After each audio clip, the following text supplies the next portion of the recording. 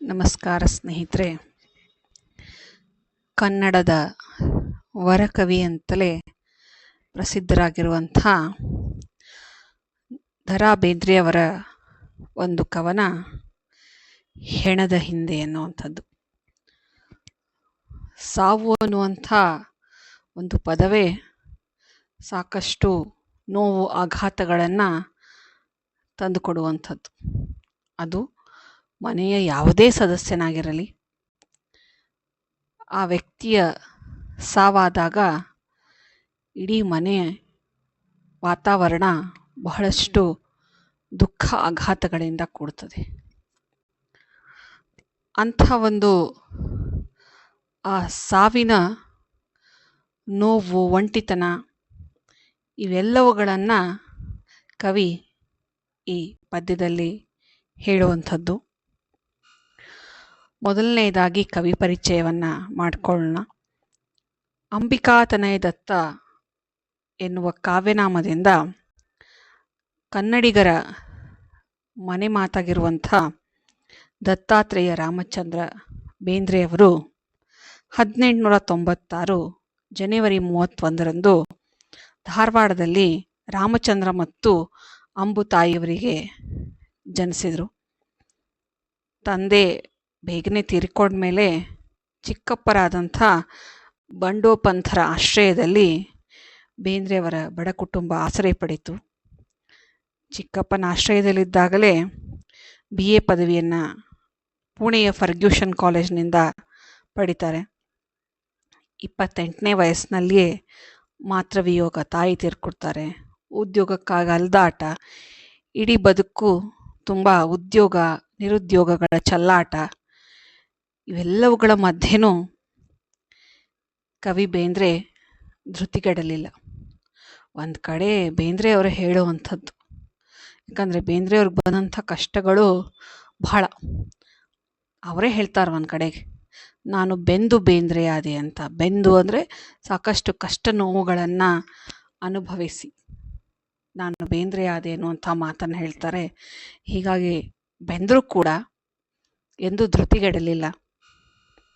ಬೇಂದ್ರೆಯವರ ಸಾಹಿತ್ಯ ಸೇವೆಯನ್ನು ನೋಡೋದಾದರೆ ಅವರ ಕವನ ಸಂಕಲನಗಳು ಕೃಷ್ಣಕುಮಾರಿ, ಗರಿ, ಸಖಿಗೀತ, ಉಯ್ಯಾಲೆ, ನಾದಲೀಲೆ, ಮೇಘದೂತ, ಗಂಗಾವತರಣ, ಜೀವಲಹರಿ, ಅರಳು ಮರಳು, ಶ್ರಾವಣ ಬಂತು, ಸೂರ್ಯಪಾನ, ಹೃದಯ ಸಮುದ್ರ, ಮುಕ್ತಕಂಠ, ನಮನ, ನಾಕುತಂತಿ, ಮತ್ತೆ ಶ್ರಾವಣ ಬಂತು, ಮುಗಿಲ ಮಲ್ಲಿಗೆ, ಕಾಮಕಸ್ತೂರಿ, ಉತ್ತರಾಯಣ, ಚೈತ್ಯಾಲಯ, ಒಲವೇ ನಮ್ಮ ಬದುಕು ಇತ್ಯಾದಿ. ಹಾಗೆ ಅವರ ನಾಟಕಗಳನ್ನು ಗಮನಿಸೋದಾದರೆ ಹುಚ್ಚಾಟಗಳು, ಹೊಸ ಸಂಸಾರ ಮತ್ತು ಇತರ ನಾಟಕಗಳು, ಸಾಯೋ ಆಟ, ದೆವ್ವದ ಮನೆ, ಜಾತ್ರೆ, ಉದ್ಧಾರ, ನಗೆಯ ಹೊಗೆ, ತಿರುಕನ ಪಿಡುಗು.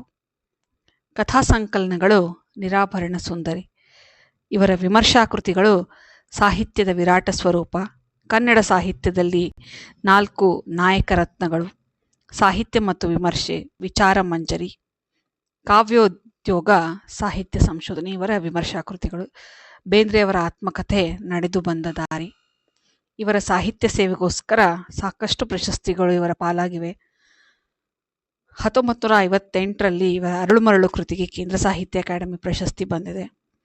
1973ರಲ್ಲಿ ನಾಕುತಂತಿ ಕೃತಿಗೆ ಜ್ಞಾನಪೀಠ ಪ್ರಶಸ್ತಿ. 1943ರಲ್ಲಿ ಶಿವಮೊಗ್ಗದಲ್ಲಿ ನಡೆದಂಥ 27ನೇ ಅಖಿಲ ಭಾರತ ಕನ್ನಡ ಸಾಹಿತ್ಯ ಸಮ್ಮೇಳನದ ಅಧ್ಯಕ್ಷರಾಗಿದ್ದಂಥವರು.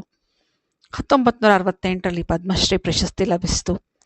ಕಾಶಿ ವಿದ್ಯಾಪೀಠ, ವಾರಣಾಸಿ, ಮೈಸೂರು ಮತ್ತು ಕರ್ನಾಟಕ ವಿಶ್ವವಿದ್ಯಾಲಯಗಳಿಂದ ಗೌರವ ಡಾಕ್ಟರೇಟ್ ಪದವಿಯನ್ನು ಕೂಡ ಪಡ್ಕೊಂಡಿರುವಂಥದ್ದು. ಎಲ್ಲಕ್ಕಿಂತ ಮುಖ್ಯವಾಗಿ ಕರ್ನಾಟಕದಲ್ಲಿ ಬೇಂದ್ರೆಯವರನ್ನ ಕರೆದು ಸತ್ಕರಿಸದೇ ಇರುವಂಥ ಊರೇ ಇಲ್ಲ ಅನ್ನುವಂಥದ್ದು ಇನ್ನೂ ಹೆಚ್ಚು ಹೆಮ್ಮೆಯ ವಿಷಯ ಅಂತ ಹೇಳಬಹುದು. ಬೇಂದ್ರೆಯವರ ಒಂದು ಪದ್ಯ ಹೆಣದ ಹಿಂದೆ ಅನ್ನುವಂಥದ್ದು.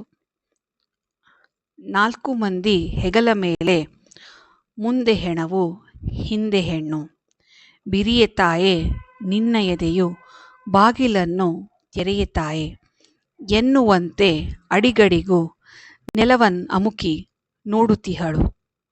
ಓಡುತಿಹಳು ಗಾಳಿ ಸೇರಿದಂತೆ ಒಮ್ಮೆ ಹೆಣದ ಹಿಂದೆ. ಎರಡು ಕಣ್ಣು ಮುಚ್ಚಿಕೊಂಡು ಒಂದು ಕಣ್ಣು ತೆರೆಯಲೆಂದು ಜಾನಿಸುವಳೋ ಎಂಬ ಹಾಗೆ ಮುಗಿಲನೊಮ್ಮೆ ದಿಟ್ಟಿಸುವಳು. ಹಾಗೆ ಮಾಡಬೇಡ ತಾಯಿ, ಝಲ್ಲನೆ ನೆಲ ನಡುಗುತ್ತಿಹದು. ಆಗಲೇ ಹೇಳಿದ ಹಾಗೆ ಮನೆಯಲ್ಲಿ ಸಾವು ಅನ್ನೋದಾದ್ರೆ ಎಷ್ಟೊಂದು ಸಂಕಟ ನೋವುಗಳಿರುತ್ತೆ. ಮನೆ ಯಾವುದೋ ಒಬ್ಬ ಸದಸ್ಯ ಸತ್ತೋದಾಗ ಒಂದಿಷ್ಟು ದಿವಸಗಳ ಕಾಲ ನೋವು ಸಂಕಟ ಇರ್ತದೆ. ಸಮಯ ಕಳೆದಂತೆ ಅದು ಸ್ವಲ್ಪ ಮರೆತು ಹೋಗುವಂಥದ್ದು. ನೋವು ಇರ್ತದೆ, ಆದರೆ ಆ ಘಟನೆ ಮರೆತು ಹೋಗುವಂಥದ್ದು. ಆದರೆ ಈ ಕವಿತೆ ಗಂಡನ ಮೃತದೇಹದ ಮೆರವಣಿಗೆಯಲ್ಲಿ ಆತನ ಸಾವಿನಿಂದ ನೊಂದಿರುವಂಥ ಅವನ ಬಾಲ ವಿಧವೆಯ ಆಕ್ರಂದನವನ್ನು ವಿವರಿಸಲಾಗ್ತದೆ. ಹಿಂದೆಲ್ಲ ಬಾಲ್ಯ ವಿವಾಹಗಳು ನಡೀತಾ ಇದ್ವು. ಇವತ್ತಿನಷ್ಟು ವೈದ್ಯಕೀಯವೂ ಮುಂದಿರಲಿಲ್ಲ. ಸಣ್ಣ ವಯಸ್ಸಿನಲ್ಲಿ 10-12ನೇ ವಯಸ್ಸಿನಲ್ಲೇ ಮದುವೆ ಮಾಡಿದಾಗ ಆ ಗಂಡ ಕಾರಣಾಂತರಗಳಿಂದ ಸತ್ತೋದಾಗ ಇಡೀ ಬದುಕು ಆಕೆ ವಿಧವೆಯಾಗಿ ಕಳೆಯಬೇಕಾಗಿತ್ತು. ಇವತ್ತು ಸಮಾಜ ಮುಂದುವರೆದಿದೆ, ಅದನ್ನು ಬಹಳಷ್ಟು ವಿಶಾಲ ಹೃದಯದಿಂದ ಸ್ವೀಕರಿಸ್ತದೆ, ಆ ಹೆಣ್ಣನ್ನು ಗೌರವಿಸ್ತದೆ. ಆದರೆ ಹಿಂದೆ ಇದ್ಯಾವುದೂ ಇರಲಿಲ್ಲ. ಆಕೆ ಮನೆಯಲ್ಲೇ ಬಂಧಿಯಾಗಬೇಕಾದಂಥ ಅವಸ್ಥೆ ಉಂಟಾಗ್ತಾ ಇತ್ತು ಗಂಡ ಸತ್ತು ಹೋಗ್ಬಿಟ್ರೆ. ಹೀಗಾಗಿ ನಾನು ಆಗಲೇ ಹೇಳ್ದಂಗೆ ಬೇರೆ ಸದಸ್ಯರೆಲ್ಲ ಮರೆತು ಹೋಗ್ಬಿಡ್ತಾರೆ ಆ ಸಾವನ್ನು, ಆ ಘಟನೆಯನ್ನು. ಆದರೆ ಆತನೊಂದಿಗೆ ಬದುಕನ್ನು ಹಂಚಿಕೊಂಡಂಥ ಹೆಣ್ಣು, ಅದು ಮುಖ್ಯವಾಗಿ ಒಂದು ಪುಟ್ಟ ಹೆಣ್ಣು ಮಗಳು ಆ ಗಂಡನನ್ನು ಕಳ್ಕೊಂಡಾಗ ಆಗುವಂಥ ವ್ಯಥೆಯನ್ನು ಕವಿಯಲ್ಲಿ ವರ್ಣಿಸ್ತಾ ಹೋಗ್ತಾರೆ. 4 ಮಂದಿ ಹೆಗಲ್ ಮೇಲೆ ಶವವನ್ನು ಹೊತ್ತು ಮುಂದೆ ಸಾಕ್ತಾ ಇದ್ದಾರೆ. ಇದು ನಡೆಯುವಂಥದ್ದು ಒಂದು ಆಚರಣೆ. ಆ ಶವದ ಹಿಂದೆ ಆ ಹೆಣ್ಣು ಮಗು ಅತ್ಯಂತ ದುಃಖದಿಂದ ಆ ಮೆರವಣಿಗೆಯನ್ನು ಅನುಸರಿಸ್ತಾ ಇದ್ದಾಳೆ. ಅಂದರೆ ಮುಂದ್ಗಡೆ ಹೊಂಟಾಗ ಹಿಂದೆ ಆಕೇನು ಅಂದರೆ ಓಡಿ ಬರ್ತಾ ಇರುವಂಥದ್ದು ಅಂತ.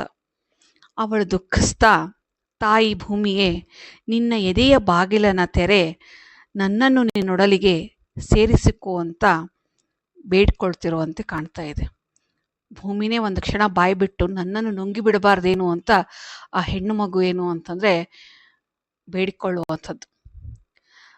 ಆಗಲೇ ಹೇಳಿದ ಹಾಗೆ ಗಂಡ ಅನ್ನುವಂಥ ವ್ಯಕ್ತಿ ಇಡೀ ಬದುಕನ್ನು ನಮ್ಮ ಜೊತೆಗೆ ಹಂಚಿಕೊಳ್ಳುವಂಥದ್ದು. ಆ ವ್ಯಕ್ತಿ ಆ ಹೆಣ್ಣು ಮಗಳ ಜೊತೆಗೆ ಇಲ್ಲದೇ ಇದ್ದಾಗ ಆಗುವಂಥ ನೋವು, ಅಪಮಾನ, ಹಾಗೆ ಸಮಸ್ಯೆಗಳು, ಇವೆಲ್ಲವೂ ಹೆಣ್ಣನ್ನು ಬಹಳಷ್ಟು ಏನು ಅಂತಂದರೆ ದುಃಖಕ್ಕೆ ನೂಕಿಬಿಡುವಂಥದ್ದು. ಅಂಥದ್ರಲ್ಲಿ ಸಮಾಜ, ಗಂಡ ಇಲ್ಲದೇ ಇರುವಂಥ ಹೆಣ್ಣನ್ನು ನಡೆಸಿಕೊಳ್ಳುವಂಥ ಸಮಾಜ, ಇವೆಲ್ಲವನ್ನು ನೋಡಿದಾಗ ಆಕೆ ಮನಸ್ಸಿನಲ್ಲಿ ಓಡುವಂಥದ್ದು ಒಂದೇ ಏನು ಅಂದರೆ, ಈ ಭೂಮಿನೇ ಬಾಯಿ ಬಿರಿದು ನನ್ನನ್ನು ಯಾಕೆ ನುಂಗ್ಬಿಡ್ಬಾರ್ದು ಅನ್ನುವಂಥದ್ದು. ಆಕೆ ಪದೇ ಪದೇ ಬಾಗಿ ನೆಲವನ್ನು ನೋಡ್ತಾಳೆ. ಒಮ್ಮೆ ನೆಲವನ್ನು ನೋಡ್ತಾಳೆ. ಗಾಳಿಯಲ್ಲಿ ಅಲೆಯುವಂತೆ ಶವದ ಹಿಂದೆ ಓಡುತ್ತಿದ್ದಾಳೆ. ಅಂದರೆ ಆಕೆಗೆ ತಾನು ನಿಯಂತ್ರಣ ಮಾಡ್ಕೊಳ್ಳೋಕೆ ಸಾಧ್ಯ. ಒಮ್ಮೆ ಆಕಾಶವನ್ನು, ಒಮ್ಮೆ ಭೂಮಿಯನ್ನು ನೋಡ್ತಾ, ಅಂದರೆ ಆಕೆಗೆ ಮನಸ್ಸು, ದೇಹ ಸ್ಥಿಮಿತದಲ್ಲಿ ಇಲ್ಲ ಅನ್ನುವಂಥದ್ದು ಅಂತ. ಅವಳು ಒಂದು ಕ್ಷಣ ಕಣ್ಣು ಮುಚ್ಚಿಕೊಳ್ಳುತ್ತಾಳೆ. ಮತ್ತೊಂದು ಕ್ಷಣ ಸತ್ತವರು ಬದುಕಲಿ ಅಥವಾ ದೇವರ ದೃಷ್ಟಿ ಬೀಳಲಿ ಎಂಬ ಆಶಯದಿಂದ ಆಕಾಶವನ್ನು ದಿಟ್ಟಿಸಿ ನೋಡುತ್ತಾಳೆ. ಆಕೆ ಮನಸ್ಸಿನ ಮೂಲೆಯಲ್ಲಿ ಎಲ್ಲೋ ಆಶಯ, ಮತ್ತೆ ಗಂಡ ಬದುಕಿ ಬರಬಹುದೇನೋ, ಆ ದೈವದ ದೃಷ್ಟಿ ಆಕೆ ಗಂಡನ ಶವದ ಮೇಲೆ ಬಿದ್ದು ಆತ ಜೀವಂತನಾಗಬಹುದೇನೋ ಅನ್ನುವಂಥ ಒಂದು ಆಶಯ. ಅದಕ್ಕೆ ಆಕೆ ದುಃಖವನ್ನು ತಿಳಿದುಕೊಂಡಂಥ ಕವಿ ಮರಕ್ತಾ ಹೇಳ್ತಾರೆ, ಹಾಗೆ ಮಾಡಬೇಡ ತಾಯಿ, ನಿನ್ನ ಆಕ್ರಂದನಕ್ಕೆ ಭೂಮಿಯೇ ನಡುಗುತ್ತಿದೆ. ಆಕೆ ನೋವು, ಸಂಕಟ, ದುಃಖಕ್ಕೆ ಆ ಭೂತಾಯಿ ನಲಗಿ ಹೋಗುವಂಥ ಸಂದರ್ಭ. ಆ ಮೂಲಕ ಕವಿ ಆಕೆಯ ಶೋಕದ ತೀವ್ರತೆಯನ್ನು ಏನು ಅಂದರೆ ಈ ಒಂದು ಪದ್ಯದಲ್ಲಿ ವಿವರಿಸುವಂಥದ್ದು. ಮುಂದಿನ ಪದ್ಯ. ಮದುವೆಯೆಂದು ಹಬ್ಬವೆಂದು ಹಿಡಿಯ ಕೈಯ ಬಂದ ಕೈಯ ಹಿಡಿದ, ಹೆಣ್ಣ ಕೈಯ ಬಿಟ್ಟುಕೊಟ್ಟ ಬಾಳ ನೀರ ನಡುವೆ ಹೊರಟ ಸತ್ತು ಗೆದ್ದವ ವೀರನವನು, ಶೋಭಾನೆ ಹೇಳಿದವರು, ಅಕ್ಕಿ ಕಾಳ ತುರಿದವರು, ಅವನ ಹೆಸರ ಕೇಳಿದವರು ಎಡಬಲಕ್ಕೆ ಹಾಯಲಿಲ್ಲ. ಆ ಮದುವೆಯಾದಂಥ ಸುಂದರ ಕ್ಷಣಗಳ ಬಗ್ಗೆನೂ ಹೇಳುವಂಥ ಆ ಹೆಣ್ಣು ಮಗು ವಾಸ್ತವದವನ್ನೂ ಕೂಡ ಹೇಳ್ತಾಳೆ. ತಿಳುವಳಿಕೆ ಇಲ್ಲದೆ ಇರುವಂಥ ಬಾಲ್ಯದಲ್ಲಿ ಆ ಬಾಲಕಿಯ ಮದುವೆಯನ್ನು ಮಾಡ್ತಾರೆ. ಸಾಕಷ್ಟು ಕನಸುಗಳನ್ನು ಹೊತ್ಕೊಂಡು ಗಂಡನ ಮನೆಗೆ ಬಂದಂಥ ಆ ಹುಡುಗಿಗೆ ಜೀವನ ಪೂರ್ತಿ ಬಾಳಿಸ್ಬೇಕಾದಂಥ ಗಂಡ ನಡುಹಾದಿಯಲ್ಲಿಯೇ ಕೈ ಕೊಟ್ಟು ಹೊರಟು ಬಿಟ್ಟ ಅಂತ.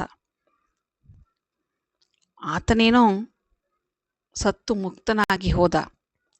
ಆದರೆ ಮದುವೆ ಸಮಯದಲ್ಲಿ ಆ ಮದುವೆಗೆ ಸಾಕ್ಷಿಯಾಗಿ ಭಾಗಿಯಾಗಿ ಶೋಭಾನೆ ಪದಗಳನ್ನು ಹಾಡಿದಂಥವರು, ಅಕ್ಷತೆಯನ್ನು ಹಾಕಿ ನೂರ್ಕಾಲ ಚೆನ್ನಾಗಿರಿ ಅಂತ ಹರಿಸಿದವರು ಇಂದು ಯಾರೂ ಕೂಡ ಅವಳ ದುಃಖದಲ್ಲಿ ಭಾಗಿಗಳಲ್ಲ. ದುಃಖದಲ್ಲಿ ಭಾಗಿಗಳಲ್ಲ ಅಂದರೆ ಬಂದು ಒಂದಿಷ್ಟು ಸಾಂತ್ವನದ ಮಾತುಗಳನ್ನು ಹೇಳಬಹುದೇ ಹೊರತು ಅದನ್ನೆಲ್ಲ ಅವಳೇ ಎದುರಿಸ್ಬೇಕು. ಸಂಬಂಧಿಗಳಾಗಿರ್ಬೋದು, ಸ್ನೇಹಿತರಾಗಿರ್ಬೋದು, ಬಂದು 1 ದಿನಾನೋ 2 ದಿನಾನೋ ಅಥವಾ ಕಾರ್ಯ ಮುಗಿಯೋವರೆಗೂ ಆಕೆಗೆ ಒಂದಿಷ್ಟು ಸಮಾಧಾನ ಹೇಳಬಹುದು, ಸಂತೈಸಬಹುದು ಹೊರತು ಆ ಮುಂದಿನ ಬದುಕನ್ನು ಸ್ವತಃ ಅವಳೇ ಏನು ಮಾಡಬೇಕು ಅಂದರೆ ಎದುರಿಸ್ಬೇಕು ಅಂತ. ಅನ್ನವನ್ನು ಚಿನ್ನಗೊಳಿಸಿ ಉಣ್ಣಬರದ ಹಾಗೆ ಮಾಡಿ, ಮನದ ಮನೆಗೆ ಮುಳ್ಳ ಚುಚ್ಚಿ, ಬೆಳಕನೊಂದ ಕಣ್ಣ ಕಳೆದು, ಗಾಳಿ ಬಟ್ಟಿಯನ್ನು ಕಟ್ಟಿ, ಪ್ರಾಣ ನಿತ್ರಾಣಗೈದು, ಎಲ್ಲ ದೇವರನ್ನು ಬೈದು, ಸ್ವರ್ಗವಾಸಿಗಳನ್ನು ಮಾಡಿ, ಪಾತಾಳದಿಂದ ನರಕವನ್ನು ಎತ್ತಿ ಉದ್ಧರಿಸಿ, ಶಾಂತಿಪಾಠ ಹೇಳುವವರೇ ಅತ್ತ ಇತ್ತ ಸುತ್ತುಮುತ್ತು, ಇದ್ದವರಿಗೆ ಇಹುದು ಎಲ್ಲ, ಇಲ್ಲದವರಿಗಿಲ್ಲೇ ಇಲ್ಲ. ಮದುವೆಯಾಗಿ ಇನ್ನೇನು ಬದುಕು ಬಂಗಾರ ಅಂದ್ರೆ ಅನ್ನ ಸಿಕ್ಕು ಅಂತ ಹೇಳ್ತಾ ಇದ್ದಾರಲ್ಲ ಕವಿಯಲ್ಲಿ, ಅನ್ನವನ್ನು ಚಿನ್ನಗೊಳಿಸಿ ಅನ್ನುವಂಥಲ್ಲಿ ಇನ್ನೇನು ಬದುಕು ಮದುವೆಯಾಗಿ ಬಂಗಾರವಾಗುವಂಥ ಸಮಯದಲ್ಲಿ ಆ ಭಗವಂತ ಆ ಬಾಳನ್ನೇ ಕಿತ್ಕೊಂಡಾಗ ಆ ಹೆಣ್ಣಿನ ಮನಸ್ಸು ಮುರಿದು ಹೋಗ್ತದೆ ಅಂತ ನಾನು ಆಗಲೇ ಹೇಳಿದೆ. ಇವತ್ತು ಸಮಾಜ ಬಹಳಷ್ಟು ಮುಕ್ತವಾಗಿರೋದ್ರಿಂದ ಅಲ್ಲಿ ಮರು ವಿವಾಹಕ್ಕೆ ಅವಕಾಶಗಳಿರ್ತವೆ. ಆದರೆ ಅವತ್ತಿನ ದಿನಮಾನಗಳಲ್ಲಿ ಅದಕ್ಕೆ ಯಾವುದಕ್ಕೂ ಅವಕಾಶ ಇರಲಿಲ್ಲ. ಒಮ್ಮೆ ಆ ಗಂಡ ತೀರಿ ಹೋಗಿಬಿಟ್ರೆ ಆಕೆ ಬದುಕು ಪೂರ್ತಿ ಕತ್ತಲು. ಹೀಗಾಗಿ ಆಕೆ ಬದುಕು ಈ ರೀತಿ ದೇವರು ಕಿತ್ಕೊಂಡಾಗ ಆ ಹೆಣ್ಣಿನ ಮನಸ್ಸು ಮುರಿದು ಹೋಗ್ತದೆ ಅಂತ. ಬಾಳ ಬೆಳಕು ಕತ್ತಲೆಯಾಗಿ ಬಂದ ಜನ ಎಲ್ಲರೂ ದೇವರನ್ನು ಶಪಿಸುತ್ತಾರೆ. ಸೇರಿದಂಥ ಜನರೆಲ್ಲ ಆ ದೇವರನ್ನು ಶಪಿಸ್ತಾರೆ.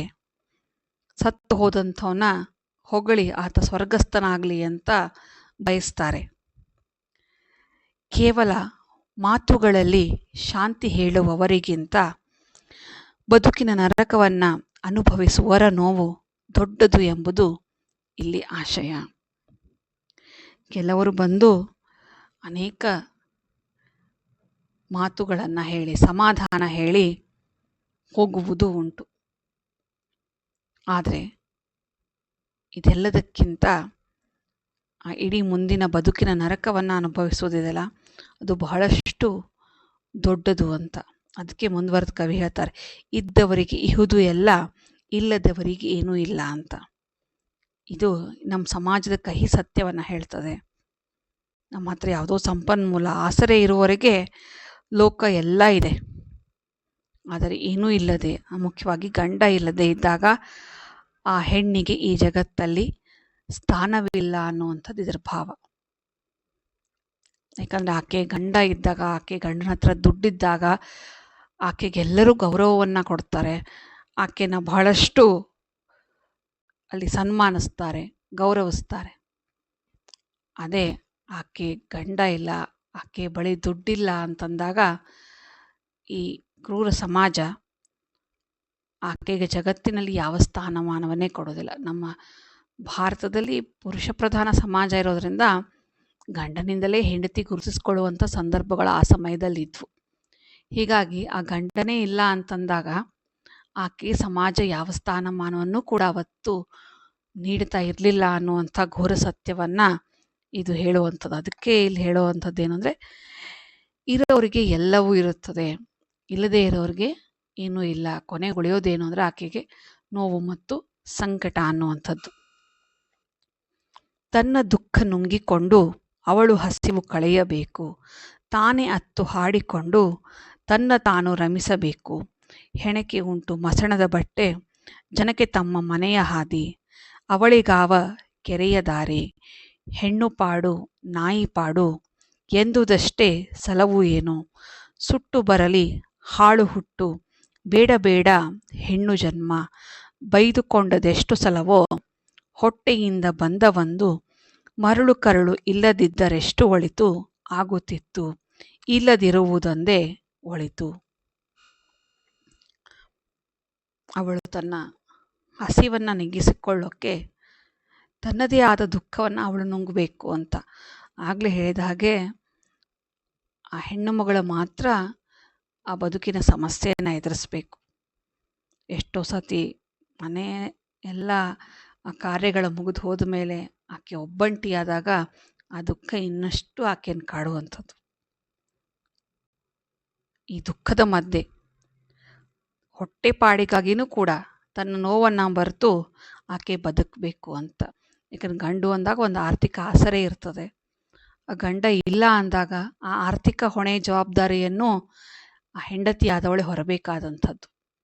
ಅತ್ತೆ ಮಾವ ಒಂದು ವೇಳೆ ಮಕ್ಕಳಿದ್ರೆ ಅವರು ಆ ದುಃಖನೆಲ್ಲ ಒಂದು ಬದಿಗಿಟ್ಟು ಮತ್ತೆ ಏನು ಅಂದರೆ ಸಂಸಾರದ ಜವಾಬ್ದಾರಿಯನ್ನು ಹೊಡಬೇಕು.